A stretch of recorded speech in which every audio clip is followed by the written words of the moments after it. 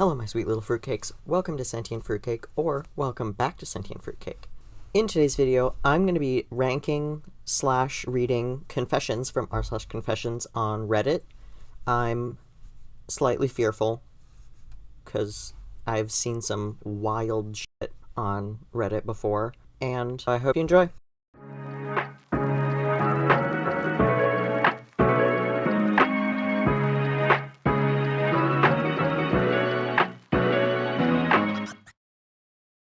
Okay, so our tiers for today are going to be maximum security prison immediately. I'm sending you to jail, personally. It is personal. Next one we have is Federal Prison Camp Bryan, which, if you don't know, is the prison camp that Ghislaine Maxwell went to. And if you don't know who that is, just look her up. She did not deserve to go there. It's like minimum security, get to do fucking yoga and stuff. I digress. Our third tier is 6 feet. So basically just stay away. Don't come anywhere near me. 6 feet minimum. Our next tier is you do you, boo. I would not do it personally, but you do you. And that's fine. And then our final and lowest tier is, girl, I've done this. I do this. I have done this. I do it maybe every day. It's not that bad. Okay, let's actually begin now. Bruh.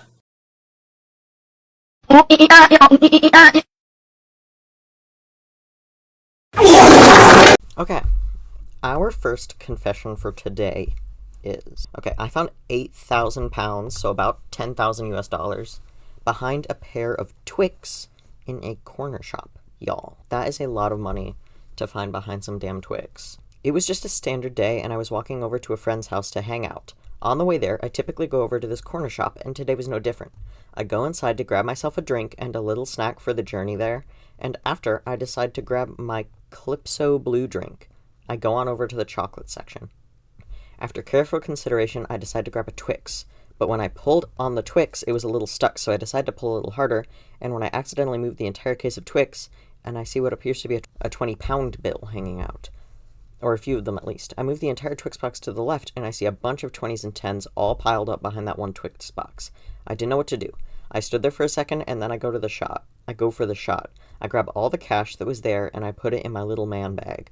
I looked around before putting it in, obviously. I didn't know how much it was exactly, but I could tell a couple thousand. I put the Twix back in its place. I grab a Snickers instead, and I walk over to the counter, use the $20 note I just took, and paid with that for my Snickers and my Calypso, and told them to keep the change. I think the corner shop was used for money laundering, and they forgot to move some cash, but in the end, I didn't tell anyone, and I kept it all. That is so crazy. I think I'm going to put this in Girl, I've Done This, not because I have done this. I do want to clarify. But solely because if I found $10,000 behind a thing of Twix, I might be a little scared that I'm going to get, like, my house broken into and get murdered. But, yeah, I'm going to take it. It's $10,000 behind some Twix. So, like, why would I not, honestly? Yeah. So, I'm going to put this one in Girl, I've Done This. Next, confession.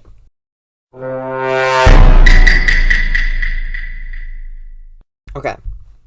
Our next confession is I might have indirectly destroyed a family's life because I had a bad day. Throwaway account, this has been bugging me for days now. My dad works a second shift at a small factory, about 45 minutes away from our place. We are barely scraping by, and all of us share one car. About a month ago, a pair of father and son, father male 50s and son male 16 to 20s, started work at my dad's workplace. They asked if my dad could give them a ride to work. From what I heard, I'm not great with legal stuff, the dad has racked up several thousands of dollars in unpaid traffic tickets, so he couldn't drive, afraid of losing his driver's license. Since it was only an about 10 minutes detour from his commute, my dad agreed to help. Later on, they started asking my dad to drop them off at a fast food place after work, which added about 10 minutes to the drive.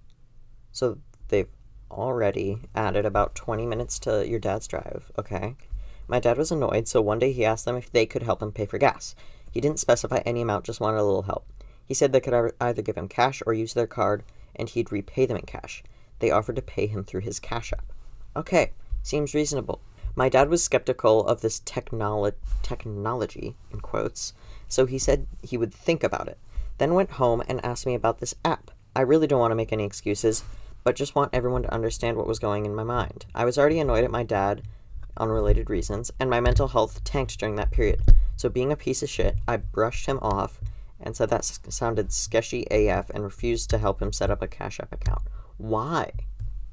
I mean, I get that your mental health is bad and you're annoyed at your dad. Is Cash App not a reliable app? Am I stupid? I mean, I don't have Cash App, but like, I don't know. A few days later, I found out for some reasons they couldn't agree on a payment method, and my dad eventually made some excuses to stop giving them rides. The father quit a couple days later, and then soon the son also quit shortly after. At that time, I couldn't care less about it. But recently, during a conversation with some friends at a gathering, the story came up, and I heard a lot more than I knew before. Apparently, they were struggling really badly. The wife mom passed away a few years ago due to COVID-19. They were behind on rent. The reason they always went to the fast food place was to save as much money as they could. My dad was sympathetic towards them, but after hearing from me and they couldn't agree on a payment method, he started thinking they were shady or irresponsible. That's when it hit me. My dad gave up on helping them mostly because of what I reacted, because I was lazy and didn't want to spend a few minutes setting up an app. They were doing everything they could to survive, and I might have been the reason they lost one of their last chances. That is not good. Okay, I think I want to add a new tier. Above 6 feet, but below FBC Brian. And I'm gonna call it, yeah, you really suck. Okay. Yeah, and I'm gonna put it in, yeah, you really suck for that, because that sucks. Okay, let's continue. Okay, our next confession is, I Annied my way into being adopted by rich people. This sounds interesting. Let's read. So I've been thinking about how I was adopted, and I just realized I totally pulled an Annie on my parents. Now, they aren't Mr. Warbucks rich, but they're comfortable. They had taken me in as a foster kid when I was 11, and I really liked them. So about 4 months into them fostering me, I wrote them a whole song with choreography about wanting a family. Mind you, this was the work of an 11-year-old, so it wasn't exactly a Disney Channel-worthy performance, but it worked. A couple of weeks later, they told me they wanted to adopt me, and when I asked them later on why, they told me it was because my song and dance really touched them. I totally Annied them. But hey, at least it worked. I might not be too terrible of a songwriter after all. That's great, I would say. So, I'm gonna say you do you, boo, just because I have no experience with that. Yeah. Next.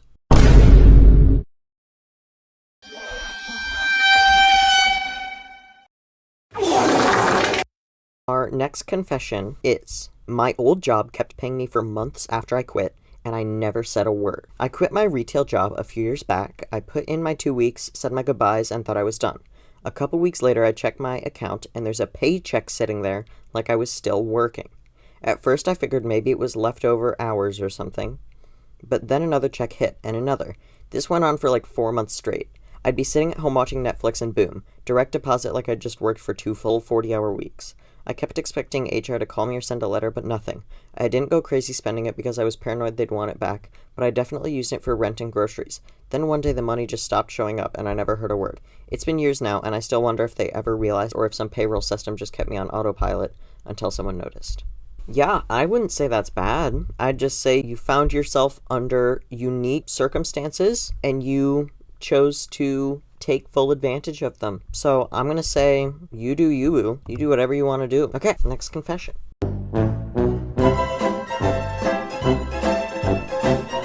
Our next confession is, I worked at a hospital pharmacy in the 80s and used to steal pharmaceutical cocaine. This seems a little bit bad. I'll probably have to bleep out the word, so whenever it says cocaine, I'm just gonna say Coca-Cola. The first hospital pharmacy I worked at would have me deliver Coca-Cola in a prescription vial to the OR. They used it as a topical anesthetic for surgeries on mucous membranes, and they'd mix it up in the OR. At that time, pharmacies just delivered the drugs and the nurses mixed the solutions and made the IVs. Okay. I found out that if they didn't use it all, the doctors would give it to the OR techs. Things were kind of lax on security back then. I was pretty shocked, and at that point had never done it before, only smoked some grass. Then I got a new job at a new hospital. One of the guys who worked there turned me on to Coca-Cola.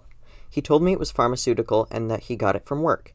At this place, it came in 2 different forms, tablets and flakes, and we had to make the solution for the anesthetic in the pharmacy because it was a more advanced hospital and we were making the IVs and solutions in the pharmacy.